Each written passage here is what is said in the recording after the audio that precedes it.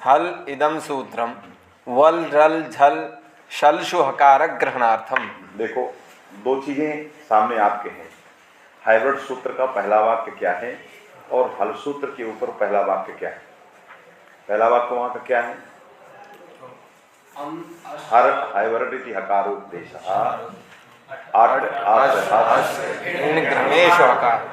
वहां पर ये नहीं कहा कि हाइब्रिड इति सूत्रम, उन्होंने कहा हाइब्रिड इति हकारोपदेशा।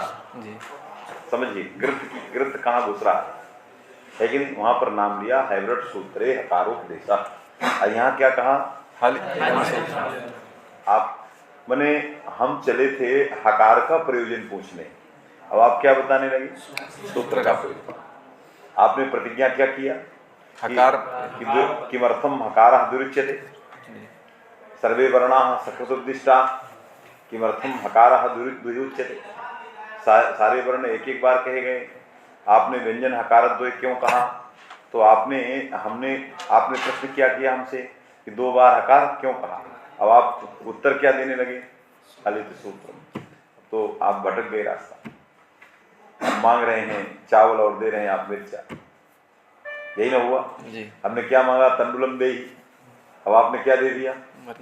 मिर्ची दे दिया। इसका मतलब हमारे तात्पर्य को समझा नहीं, या हम आपके तात्पर्य मिर्ची देने को नहीं समझ पा रहे। ग्रंथ के रहस्य को बताना। इन्होंने कहा कि मेरी दिक्कत थी, परेशानी थी हकारोपदेश का, हकार का प्रयोजन न बतलाना। यहाँ क्या है मेरी परेशानी है? यदि मैं हकार का प्रयोजन बतलाने लगूंगा तो सूत्र ही समाप्त हो जाए, क्योंकि सूत्र का अस्तित्व हकार के अधीन है।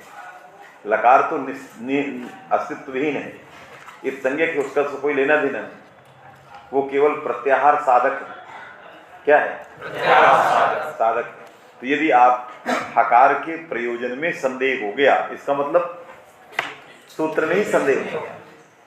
आपको संदेह हुआ था कहाँ? हकार में, और उसमें उस सूत्र में एक ही अक्षर है जो प्रयोजन वाला है, हाँ, और उसी में संदेह हो गया। समझ में आएगी?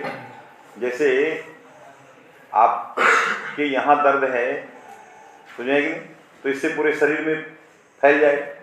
उसी तरह वो हकार के अस्तित्व के अधीन लकार का अस्तित्व है। यदि हकारः अस्ति तदा लकारः अस्ति, यदि नो चेद हकारः लकारोपि नास्ति।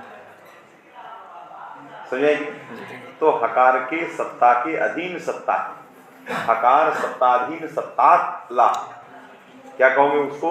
हकार सत्ताधीन सत्ता कला। हकार के सत्ता के अधीन सत्ता है जिसकी, उसको हकार सत्ताधीन सत्ता कहते हैं, है कि नहीं? जैसे ईश्वर के सत्ता के अधीन सत्ता है संसार की, समझ में है कि नहीं? उसी तरह ला की सत्ता हकार के सत्ता के अधीन है, और हकार के सत्ता में ही संदेह कर दिया आपने। किमर्थम अत्र हकारः, तो हकार पर संदेह हुआ, इसका मतलब आपको हकार के अधीन ही लकार है, तो इसका मतलब किमर्थम सूत्रम।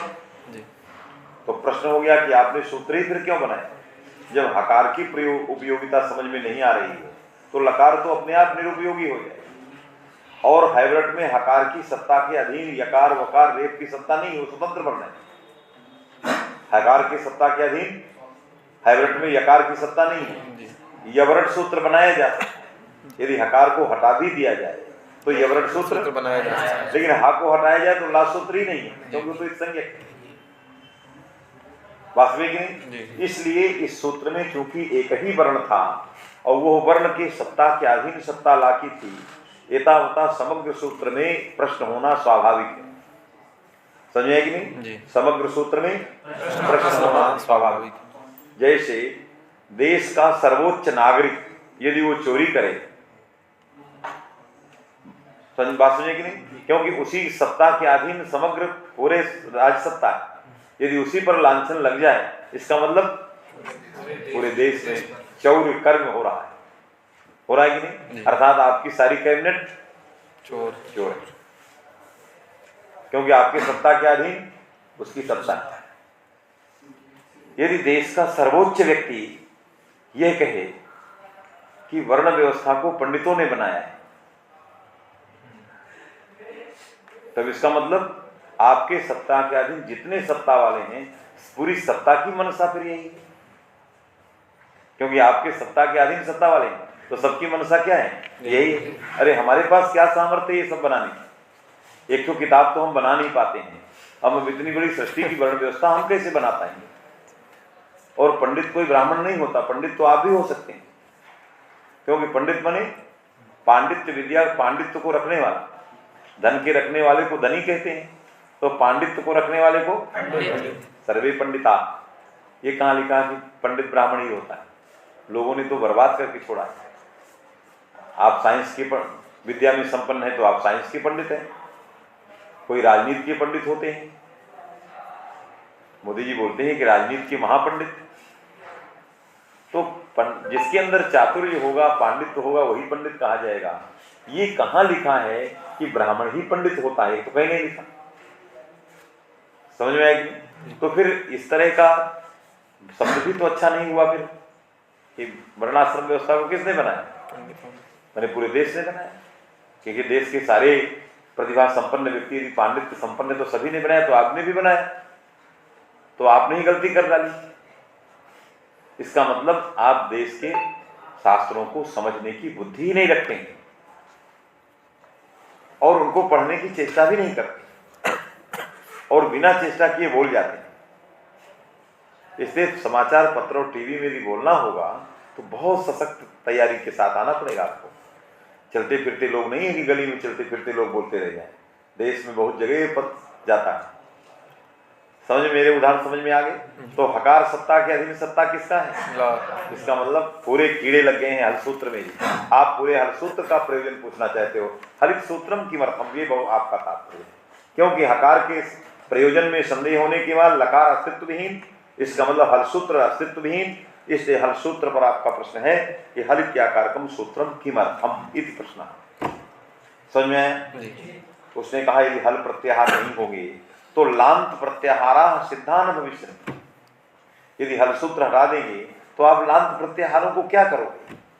बहुत सारे ऐसे सूत्र हैं जिसमें लांत प्रत्याहार बने अलोन्त्य से, अलोन्त्यात् पूर्वधा हलंत्यम रलो विद्धात हलादेश। बहुत सारे ऐसे अष्टाध्यायी में सूत्र हैं जिन सूत्रों में लांत प्रत्याहार है, वल है, रल है, झल है, सल है, और भी बहुत है कि नहीं? इनकी स्थिति क्या हो? इनकी स्थिति क्या हो? तो सबसे पहले इनको समग्र लांत प्रत्याहारों पर विचार करना चाहिए, लेकिन स्थाली पुलाकर न्याय तो 4 ही प्रत्याहार पकड़ रहे हैं। हमारा हल सूत्र नहीं रह गया तो हमारा संदेह तो बहुत व्यापक हो गया। कितना व्यापक हुआ कि अष्टाध्यायी में जितने लांत बनाने वाले लांत प्रत्याहार हैं, चाहे अल हो, चाहे रल हो, बल हो, झल हो, सल हो, हल हो, है कि नहीं? ये जितने लांत तक प्रत्याहार है, समस्त प्रत्याहारों में हमारा संदेह है, लेकिन मूल कारण स्थाली पुलाकर न्याय। स्थाली पुलाक समझते हो ना? स्थाली पुलाकर न्याय बटलोई चढ़ाई जाती है। सबसे पहले चावल कहाँ का पकना चाहिए? जो आग के अत्यंत सन्निकट, नीचे वाले के। ये नीचे वाला बाद में पकता है। सृष्टि का नियम है, पहले कौन पकता है? सबसे ऊपर वाला पकता है। ये देखो विज्ञान के ऊपर वाला पकता है। क्यों पकता है? आज तक कोई रहस्य को समझा नहीं। आग किसमें लग रही है? नीचे लग, लेकिन नीचे वाला कच्चा रह जाता है, ऊपर वाला पक जाए। परोसते परोसते नीचे वाला पता लगा कि पका ही नहीं, या बीच में पका ही नहीं, सबसे ऊपर वाला पक गया। बात समझे कि नहीं? तो सृष्टि के कुछ रहस्य ऐसे जिनको समझ पाना बड़ा कठिन। बच्चा पैदा होता है तो सबसे पहले सिर के बाल रहते हैं, दाढ़ी मूछ बाद में आता है, लेकिन पकता सबसे पहले क्या है? जब पकना शुरू होता है तो सबसे पहले क्या पकता है? दाढ़ी और मूछ पहले पक जाता, और जो सबसे पहले आया वो बाद में।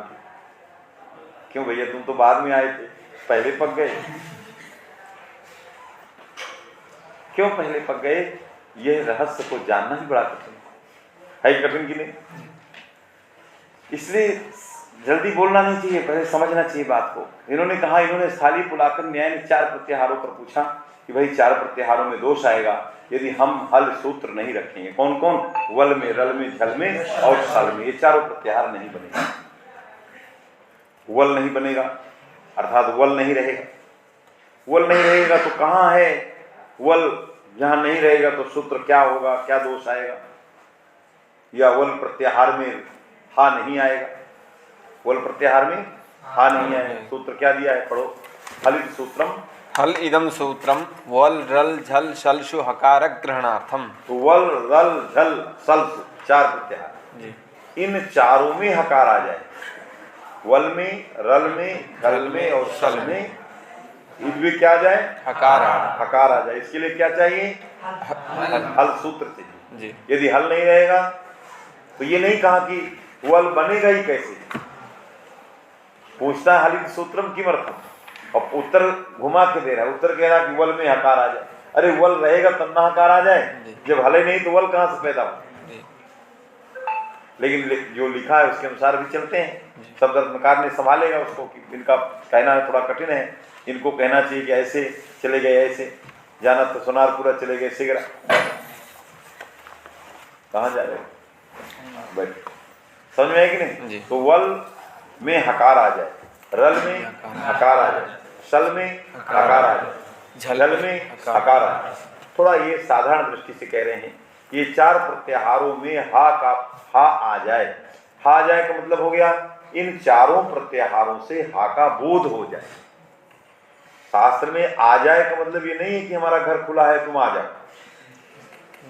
बात में कि नहीं, उसका मतलब है बोध हो जाए। वल में हम लोग पढ़ा दें, वल में हकार आ जाए। अरे वल आपकी बिल्डिंग है कि आप हकार को बुला रहे हैं। अरे वल एक शब्द है और उस शब्द से क्या हो जाए, हकार का बोध हो जाए। जब भी वल शब्द हम उच्चारण करें तो जैसे में वा का बोध होता है, रा का बोध होता है, उसी तरह हा का भी बोध हो जाए। तो वल में हकार आ जाए मैंने हकार का बोध हो जाए, रल में हकार आ जाए मैंने हा का बोध हो जाए। तो ये चार प्रत्याहार गिनाया, वल रल झल सल चतुर्षु प्रत्याहारेषु, है कि नहीं। हकारस्य बोध्यतया प्रवेशा यथा स्यात्, माने हकार का बोध्यतया इनमें प्रवेश हो जाए, अर्थात इनका यह शब्द बोधक हो जाए और हा जो है क्या हो जाए, बोध्य। समझाए कि नहीं, माने इनसे हकार का बोध होने लग जाए। यदि वल शब्द से हा का बोध न हो तो क्या क्षति होगी।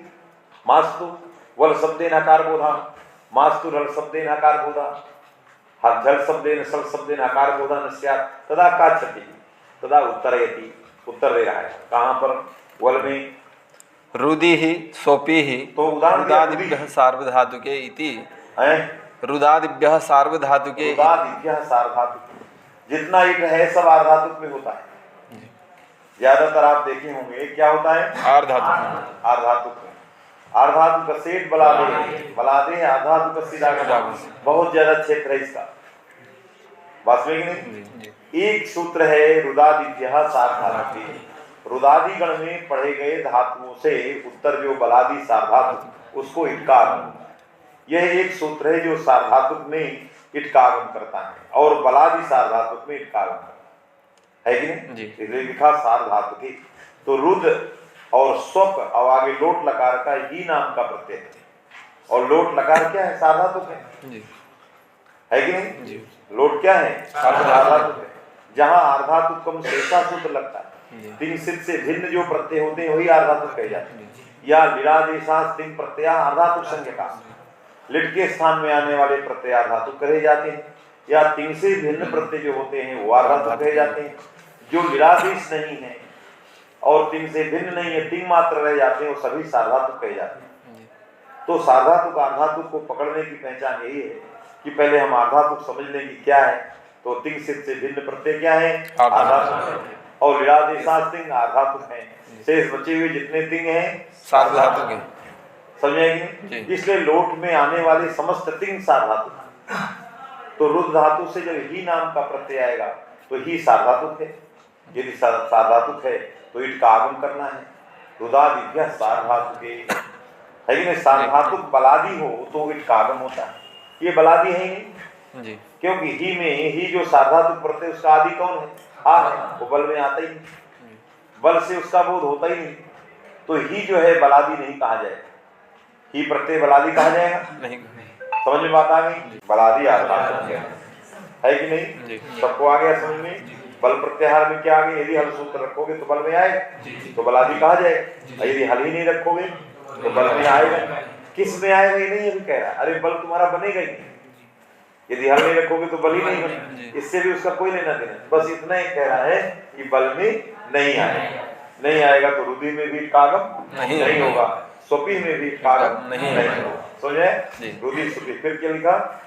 रुधि ही स्वपि ही रुदादिभ्यः सार्वधातुके इति वलादि लक्षण इति। समझे?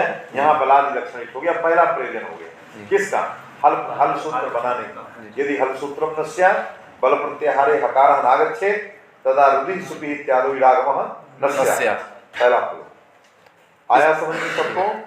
यहाँ से लेके पीछे तक कूलर के पास जो बैठा है, समझ में आ गया? चलो।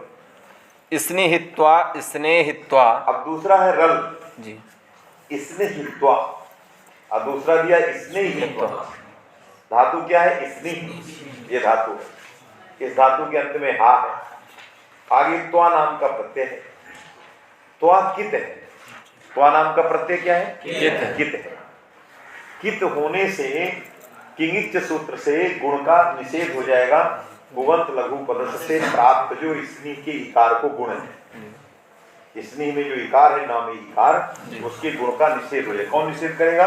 किंगिच, क्योंकि पुगंत लघु पदस्य से प्राप्त गुण का किंगिच से गुण निषेध हो जाएगा। क्यों? कित प्रत्यय है तो, लेकिन तो गुण का निषेध होगा तो एक रूप बनेगा क्या?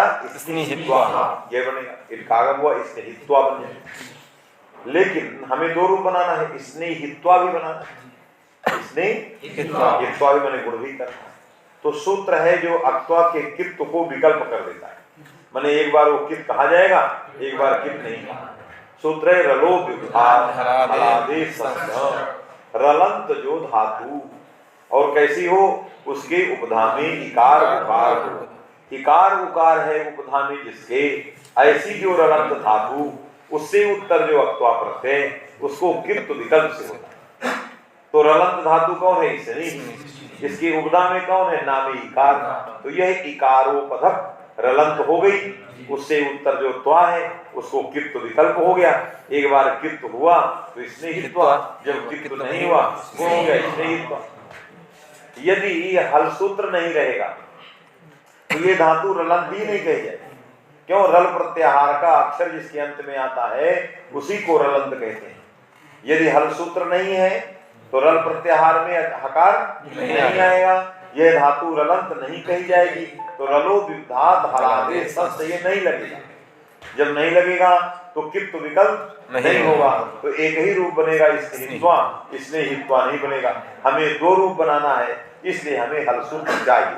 जब हल सूत्र रख देंगे तो यह धातु रलंत हो गई, इकारोपधा हो गई, हलादी हो गई, उससे उत्तत्वा को कित्त विकल्प हो गया, तो बन गया दोनों रूप स्नेहित्वा और स्नेहित्वा। सभी को आ गया? किसी को ऐसा तो नहीं है? मैं पूछूंगा फिर, इसलिए मैं बार बार पूछता हूँ आया कि नहीं। मैंने जो समझाया वो बात बहुत छोटी है, अभी तुम्हें बहुत कुछ नहीं बताया, मूल में कुछ नहीं है, आगे शब्द बहुत टेढ़ा है। समझ में आ गया सबको? क्योंकि ये मूल नहीं आएगा तो आप समुद्र में नहीं घुस सकते हैं। नदी तैरने के बाद ही समुद्र में कुछ हाथ पैर मारो, गड्ढे में सीखोगे फिर नदी में सीखोगे तब समुद्र में तैरो। और जब गड्ढे में ही नहीं गिरे तो नदी का तैरना बड़ा कठिन, समुद्र तक जाना तो डर के भाग जाओ या उसी में डूब के मर जाओ। समझाएंगे? तो अभी तो हम क्या है, गड्ढे में कूद रहे हैं। छोटे छोटे प्रश्न है, छोटे छोटे उत्तर। आपको समझ में आया? कूलर वाले सबसे पीछे बोलो, क्या समझे? यदि हल सूत्र नहीं बनाते तो इसमें हित्वा में क्या दोष था? तो गुरुजी फिर यहाँ पे कितने हो पाता, मतलब उसको कितो जो विकल्प हुआ है वो नहीं हो पाता। क्यों? क्योंकि गुरुजी रल में हल नहीं आता। हाँ, ये धातु रलंत नहीं होती। बहुत अच्छा, बैठ। तीसरा है वल के बाद रल, रल के बाद छल। यदि हल नहीं होता तो झल प्रत्याहार में हकार नहीं आता है कि नहीं? झवई से झा से हल्के लकार तक जो प्रत्याहार है उसमें हकार नहीं आता। फिर क्या होता? स्नेहित्वा स्नेहित्वा रलो व्युपधात इति वा कित्वम। इति वा कित्वम। गलत पढ़ रहे हो, ये तो क्या है? कित्वम बोला है, कित्वम बोला, कित्वम में कित्वम बोलो, साफ साफ। अदाग धाम झलो झली दिया, अदाग धाम झल क्यों होगा? अदाग धाम कहाँ का रूप है? दाह भस्मी करने, दाह भस्मी करने। और अदाग धाम लग लगा भस्मीकरण अर्थ में दा धातु अटकागम आधा ताम और सिच है लुंग लकार, जी आधा सिच ताम, चिली हुआ, चिली को सिच हो तो आधा स ताम बन गया। जी आधा स ताम सूत्र में झलो जल लगा, झल से परे जो सिच का सकार उसका लोप होता है, जल पड़े हुए, जी समझेंगे। तो झल में कौन है? आधा है ही नहीं, क्योंकि आपने हल सूत्र बनाया ही नहीं, तो झल प्रत्याहार में हकार आया नहीं, तो अदा का हकार झल नहीं हुआ, तो झल से उत्तर सिच का सकार मिला ही नहीं, तो लोप ही नहीं होगा, तो सकार का लोप नहीं हुआ, तो अदागधाम नहीं बने। यदि आप हल रख देंगे तो झलो झल में आ गया, तो यहाँ क्या करेगा? सिच के सकार का लोप होगा और बदब्रहणं तस्याचा से वृद्धि हो जाएगी, आदाह बने, और दादे धातु घा से खा को खा हो जाए, जकसतो धोधा से खा को खा हो जाए, अदाग जस्त हो जाएगा, जलाम जस जस तो बन जाएगा अदाग धाम। तो जब हम रखेंगे हल सूत्र तभी झल से मिलेगा सिच का सकार, तभी सिच के सकार का लोप हो करके हकार को खकार हो करके अदाग बनेगा, आगे जकसतो धोधा से ताक को धा और जस्त होके अदाग धाम प्रयोग तभी। इसलिए अदाग धाम प्रयोग सिद्धि करने के लिए हमें हल सूत्र चाहिए, जिससे झल प्रत्याहार में हकार आ जाए और सिच के सकार का लोप हो जाए। समझ में आ गया? अब इसके बाद क्या दिया? सल जी अदागधाम झलो झलीति सकार लोपः, समझ में आया? झलो झल सूत्र से सकार का लोप हो जाए। अलिक्षत, फिर अलिक्षत प्रयोग दे दिया। यदि हल सूत्र नहीं बनाओगे तो अलिक्षत नहीं बनेगा। अलिक्षत ली आस्वादने धातु और लुंग लकार अटकागम करो, अली ही बना दो। क्या बनाओ? अली। अली है, और आगे आत्मेपद है, क्योंकि ली धातु आत्मेपद का प्रयोग किया है, तो परस्मै पद परस्मै ले आओ और चिली करो, चिली को अक्सा हो जाए। जी यहाँ चिली को सिच नहीं होता, जी। चिली को अक्सा होता है।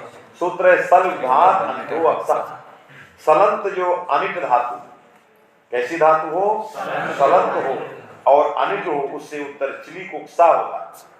तो ये तो सलंत है ही नहीं, क्योंकि सल प्रत्याहार में हकार आएगा ही नहीं, क्योंकि आपने हल सूत्र नहीं रखा, तो सल प्रत्याहार में हकार नहीं आएगा, तो अली धातु जो है सलंत नहीं कही जाएगी। जब सलंत नहीं होगी तो चिली को अक्सा नहीं होगा, तो अलिक्षत प्रयोग नहीं बनेगा। और जब आप हल सूत्र रख दोगे तो सल में आ गया, तो चिली को क्या हो गया? अक्सा हो गया, तो बन गया अली हिस्सा बन गया, अली हिस्सा ती बन गई, तस्य शिकार का लोप हो गया।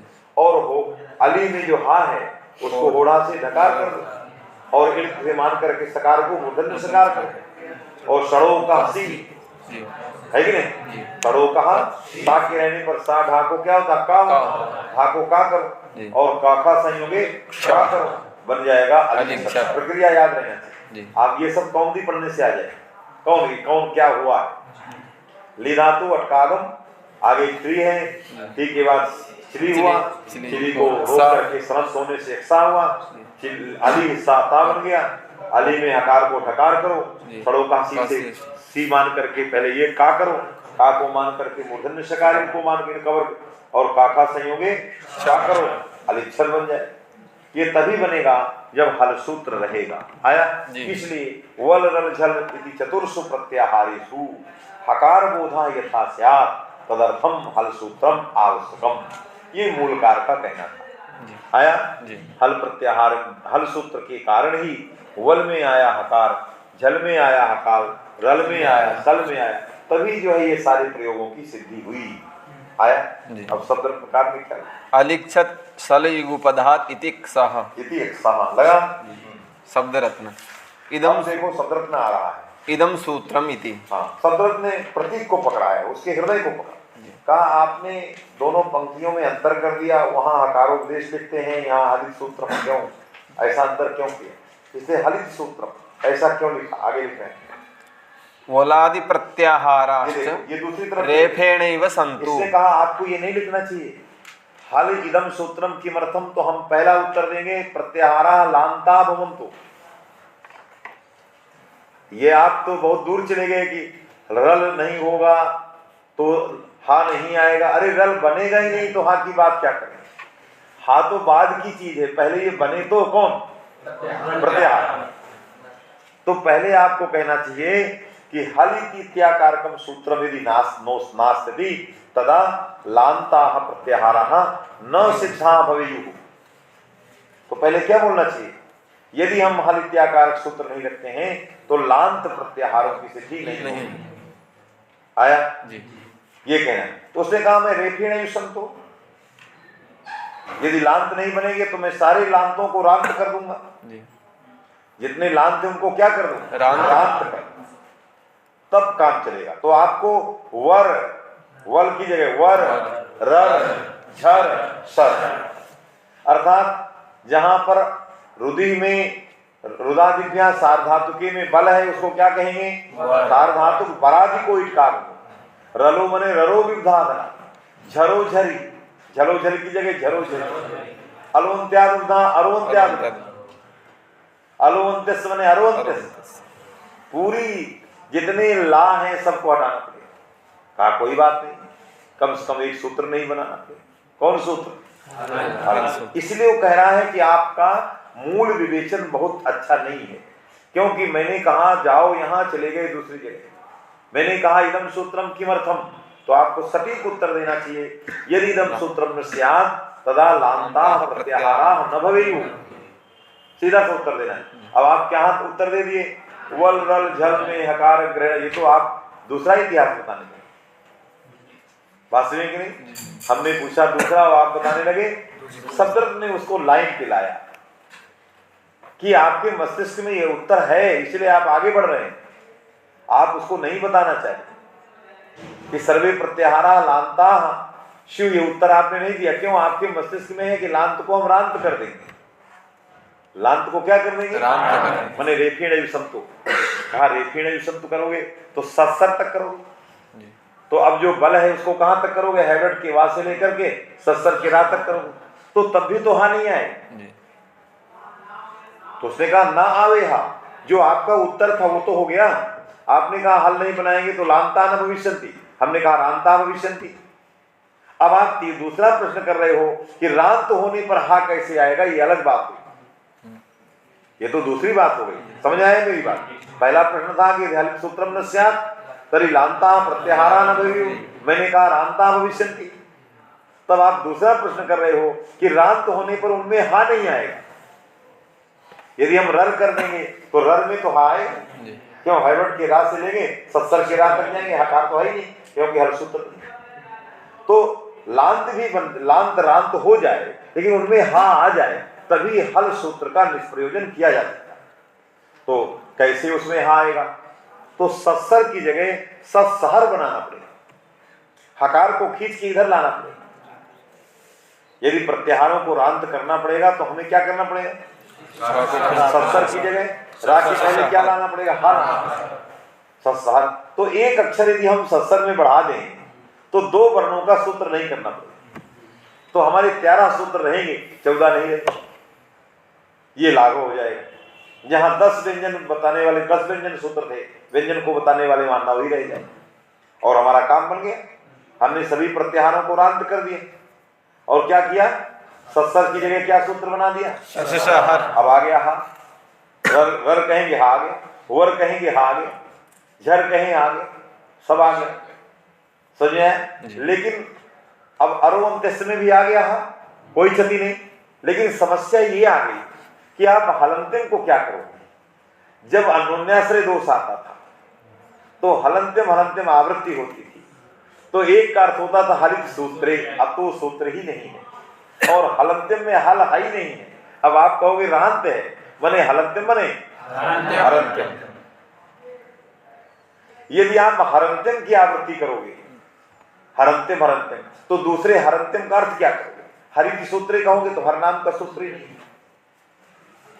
ये एक बहुत बड़ा संदेह, यदि रांत प्रत्याहार हो जाएं और हकार को सत्सर के पहले ले आएं तो सब कुछ ठीक हो सकता है, लेकिन हलंत्यम का अन्योन्याश्रय दोष वारण करने के लिए जो हलंत्यम आवृत्ति किया और आवृत्ति वाले का हलित सूत्रे अर्थ किया, ये सब नहीं हो पाएगा। यदि नहीं हो पाएगा तो अन्योन्याश्रय दोष वारण नहीं हो पाएगा। इसके लिए हल सूत्र करना चाहिए। फिर तुम्हारा वर लल झल सल ये सब गिराने की कोई जरूरत नहीं थी, केवल इसी के लिए कि हलंत्यम हल जो है अब अन्योन्याश्रय दोष के लिए हमें हलंत्यम सूत्र में हल सूत्र जरूरत है, नहीं तो अन्योन्याश्रय का वारण नहीं होगा। तो उसने कहा कि हम हरंत्यम सूत्र को ही हटा देंगे, हम सत्सहर यही कहेंगे। क्या कहेंगे? सत्सहर यही सूत्र बनाएंगे, हल को हटा देंगे। अब हलंत्यम की जगह सूत्र हरंत्यम नहीं बनाएंगे, क्या बनाएंगे? रंत्यम हर बनाएंगे, बदलेंगे। क्या बदलेंगे? सूत्र का आकार बदलेंगे, जिसमें अन्योन्याश्रय दूर दूर से दिखाई देंगे। हरंत्यम सूत्र की जगह क्या सूत्र बनाएंगे? रंत्यम हर। रंत्यम, और रा और हर के बीच में अंत्यम को रखेंगे, रंत्यम हर ये रखेंगे, बस चल रहे हैं। तो रंत्यम हर में अंत शब्द बीच में पढ़ा गया, किसके बीच में है वो? रा और हर, रा और हर के बीच में है। इधर बैठ, रा और हर के बीच में। तो देहरी दीपकर न्याय में वो उभयत्र अन्वित होगा जी। अंतिम जो है देहरी दीपकर न्याय ना उभयत्र दोनों तरफ जाएगा, उसी को काकाक्षी गोलकर न्याय भी है। कौवे की आंख बड़ी चतुर, पीछे भी देखती, आगे भी देखती, बगल भी। हम पीछे नहीं देख सकते ऐसे खड़े हो, आप कहें कि हम ऐसे खड़े हो जाएं और पीछे भी देख रहे आगे भी देख रहे तो नहीं देख, आप पीछे के लिए ऐसे जाना पड़ेगा तो आगे नहीं देख पाएंगे, बाएं जाएंगे तो इधर नहीं देख पाएंगे। माने आप एक ही तरफ, लेकिन कौवा ऐसे रहेगा, पीछे भी देख रहा है उसी आंख, आगे भी देख रहा है, बगल भी देख रहा है। ये उसकी आंख में ईश्वर ने क्या किया है? गुणवत्ता दी। ये ईश्वर का चमत्कार है। जैसे आप रोड में चलते हैं, कभी सोचो रात में चल रहे हो और एक पशु जो है आपको बीच रोड में है चला रहा है, तो उसकी आंखों में वो चमकाहट है, इतनी ईश्वर ने चमकाहट दी। अब जानता है पशु है, ये आगे आने वाले यंत्र के युग में जान नहीं पाएगा कि कहां जाना है, और बीच रोड में आएगा, इसको लोग काट देंगे। इसलिए उसकी आंखों में क्या दे दिया? बल्ब की तरह उसकी रात में आंखें चमकती, तो आपको दिखाई देता, उसकी आंख से जान जाते हो कि पशु आ रहा है। यदि उसकी आंखों में मनुष्य की तरह आंखें दे दिया हो तो न जाने कितने को मार डाल दिखाइए मुझे। तो मनुष्य की आंखों में चमकाहट नहीं दिया, मनुष्य के आंखों में कोई गुणवत्ता नहीं दी, मनुष्य एक साथ आगे पीछे आए बाएं देख नहीं सकता। मनुष्य को दिया क्या है जो अन्य जीव जंतुओं को नहीं दिया है? वो है विवेक। मनुष्य ने वो चीज दिया है जो किसी में नहीं है। वो क्या है? विवेक। विवेक ही हमें इतना बड़ा दिया है जो हमें पशुता से अलग करता है। पशु के पास विवेक नहीं, बात में कि नहीं, शेष उसमें बहुत सारे। सर्प को देखिए, सर्प के पास कान नहीं, कान नहीं, लेकिन नेत्र है उसके पास। तो नेत्र दो काम करता है। जैसे आज आप एक स्कूटी चलाते हो तो कभी कभी देखो उसको, उसका ब्रेक और क्लच एक साथ होता है कि वो ब्रेक का भी काम, जब गाड़ी चलाओगे तो क्लच का काम करेगा, और जब रास्ते में खूब तेज हो जाएगी तो वही क्लच किसका काम करेगा? ब्रेक का काम करेगा। उसी तरह जो सर्प का नेत्र होता है वो सुनने का भी काम करता है और देखने का भी काम करता है, इसलिए उसका नाम चक्षुश्रवा है। क्या नाम? चक्षुश्रवा। माने वो नेत्र से सुनता है कि नहीं, इसलिए उसको चक्षुश्रवा कहते हैं। क्योंकि सुनता किससे? नेत्र, उसके कान है। तो ईश्वर ने उसको माने डबल काम, ये डबल दे दिया, जैसे वो 2 in 1 कहते हैं, इधर से भी पहन लो उधर से भी पहन लो, है कि नहीं? उसी तरह उसकी आंख क्या है? 2 in 1 है, सुनती भी है देखती भी है। तो सुनती भी है देखती है। उसी तरह यहां उसने कहा रंत्यम हर न्यास करें, अब बीच में क्या रखेंगे? अंत। तो काकाक्षी गोल, जैसे कौवे की आंख एक जगह रह करके आगे पीछे अगल बगल दोनों तरफ सब काम करती है, उसी तरह ये अंत आगे भी जाएगा पीछे भी जाएगा। तो पहले किसके पास आया? पहले के पास, रा के पास आया और कहा अंतिम रा इत्संगको भवति। क्या किया? अंतिम रा इत्संगको भवति। अंत रा कौन है? सत्सहर जो सूत्र बनाए उसका रा इत्संज्ञक हो जाएगा। और जैसे ही इत्संज्ञक हुआ आदरंतिम सहिता लगती है, उसको इत्संज्ञा का ज्ञान और अन्योन्याश्रय ही। अंत इत्संज्ञक वर्ण कौन हो गया? सत्सहर का रेप। उस रेप के साथ आदि वर्ण कौन हो गया? हर हो गए। अरे हरे ने आपको बनाना, आगे का हर है। तो पहले किसकी संज्ञा हुई? रा की। तो अंतिम संज्ञक वर्ण कौन हो गया? रेप। सत्सार का रेप। उसके सहित आदि वर्ण कौन हुआ? हर हो गए। अरे रेप के सहित हा होगा कि हर होगा? मैं कह रहा आपको शर्ट के साथ हा हो, तो आप शर्ट को कमरे में छोड़ के आओगे कि अकेले आ जाओ? मैंने कहा कल जो है अपने शर्ट के साथ आना, तो आपने शर्ट को टांग के आओगे कि साथ में लेके आओ? साथ। मैंने कहा रेप के सहित आदि, तो रेप के सहित आदि कौन है? हर है। और रेप रहित आदि कौन है? हर। पूरे भारतवर्ष में प्रत्याहारों में यही दोष है, काशी के अतिरिक्त जो ऐसा पढ़ा देते हैं। आपका संस्कार गलत नहीं है, आप जहां से पढ़ के आए हो वहां के अध्यापकों में सीखने की इच्छा नहीं। वहां के अध्यापकों में क्या है? सीखने की इच्छा नहीं कि मैं गलत कहा हूं। उनकी अंतरात्मा कहती है कि मैं गलत हूं, मैं गलत पढ़ा रहा हूं, लेकिन वो किसी से पूछने जाती नहीं। कल मैं रात्रि में था अपनी गाड़ी में, मेरे पास एक बहुत बड़े विद्वान का फोन आया बनारस से था। उन्होंने मुझसे कहा कि एक पंक्ति नहीं हमें लग रही। हमने कहा मैं तो बहुत ऐसे प्रबल योग में बैठा हूं, लेकिन फिर भी बोलिए चलिए। उन्होंने मैंने कहा इस पंक्ति को आपने देखा है कहाँ है? नहीं, मिली नहीं गई। मैंने कहा पहले मैं आपको ग्रंथ बताता हूँ, लाइन संख्या बताता हूँ, उसको देखिए और देखने के बाद पढ़िए, फिर मुझे बताइए। कह यही तो ढूंढे नहीं मिल रही। हमने बताया कि ये जगह जाइए, और 10 मिनट बाद उनका फोन आया कि आपने बिल्कुल सटीक बताया, उतनी ही लाइन में वो लिखा है। हमने कहा अब उसको पढ़िए, उसकी टीका पढ़िए, यदि ना समझ में आवे तो फिर बताइए। फिर उन्होंने फोन किया कि कुछ समझ में आ रही, कुछ तो गड़बड़ लग रही। हमने कहा अब आपको कहाँ तक सही आई, कहाँ गड़बड़ लगी? जहां से उनकी गड़बड़ी थी वहां मैंने दूर किया। तो कहने का आशय है कि आपके अंदर जब सीखने की ललक रहेगी तभी आप उसको जान पाओगे, नहीं जान नहीं पाओगे। सीखने की ललक होना। तो वहां क्या पढ़ाते हैं? अच प्रत्याहार बनाना है तो कहेंगे अंतिम संज्ञक वर्ण हो गया च, उसके साथ आदि वर्ण आ। लीजिए, बोलते भी हैं कि चा अंतिम संज्ञक वर्ण कौन हो गया? च, और उसके साथ आदि वर्ण क्या कहते हैं? आ। अरे चा के साथ आ होता है, आ कह रहेगा कि चा के साथ अच होगा। अब आपको बनाना क्या है? आ बनाना कि अच बनाना? तो फिर आ क्यों बोल रहे? तो सूत्र में सा रखा है, जो बनाने वाला सूत्र है उसमें क्या रखा? सा। आदिरंतेन सह। तो सा का अर्थ होता है युगपद साथ। तो इत और आदि को साथ रहना चाहिए, अंत आदि को साथ रहना चाहिए। तो यदि अंत चा है और आदि आ है तो दोनों का साथ होगा, तभी अच कहा जाएगा। अब आपने चा को तो कहा चा के साथ आदि, अब बोला क्या? माने चा को छोड़ के आपने, इसका मतलब बोलते तो ठीक है, लेकिन जो सामने फल आ रहा है वो ठीक नहीं आ रहा, आपकी समझ में गड़बड़ी, उसको घटा नहीं पा। यह काशी के अतिरिक्त पूरे भारतवर्ष में अब मेरे पढ़ाए हुए कुछ विद्यार्थी बाहर पहुंच गए हैं, वो इसको पढ़ा रहे हैं कि अब कहते हैं अंतिम संज्ञक वर्ण चकार, उसके साथ आदि वर्ण अच। तो वहां लोग कुछ जगहों से मुझे ये अनुभव हुआ कि लोग जागरूक हो रहे हैं, क्योंकि मैंने इसको काफी प्रचार कर दिया, टोक टोक के बहुत प्रचार कर दिया। तो लोगों में जागृति आई कि ये गड़बड़ हो रहा है, समझ आएगी।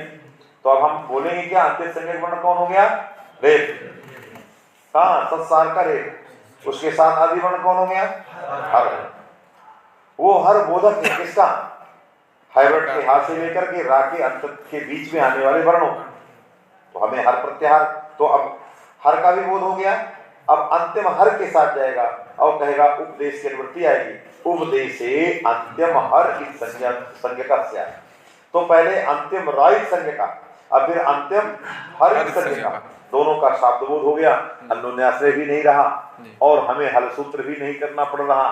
सारे लांत प्रत्याहार रांत भी कर दिए, सारा काम चल गया। इससे अच्छा क्या हो सकता था? समझ में आया? आज इतना लगा के आप आइए।